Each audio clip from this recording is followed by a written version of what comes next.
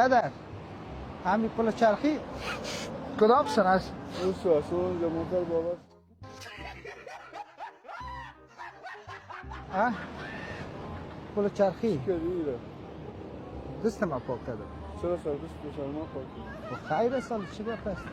کالای تو کالای من چی داره؟ ها بچه همین شما چی میخری؟ هر چی باشه میخرم هر چیز؟ والا هر چیز از این بدون بالا سنگ هر چیز باشه میخرم بدون سنگ. خواب باشه میخرم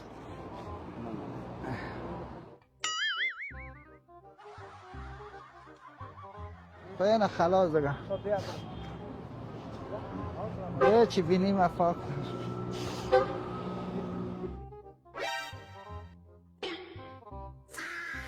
بری؟ چرا؟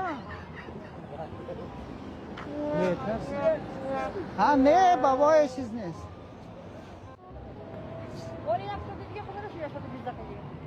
چی هست؟ چی میکنن؟ فامیلی پیاده میرن چرا؟ آره خب باشه کرا نداری؟ کرا نمیگم تو حرکت کردیم مادر میگه تو باش که ببینیم چی میشه ولی یک ساعت یک نیم ساعت دیگه نمیشه میرسی یک ساعت مقصد موتور که ساعت چی میکنه برای کارا من ایره کرا کو برو بالا نمیکنه بیادر گم برو نه کرا بده برو برو خواب همه چی در کجاست لالا؟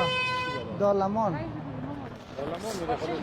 شور برو از شور بازار همه از اینجا نمیره؟ نه خب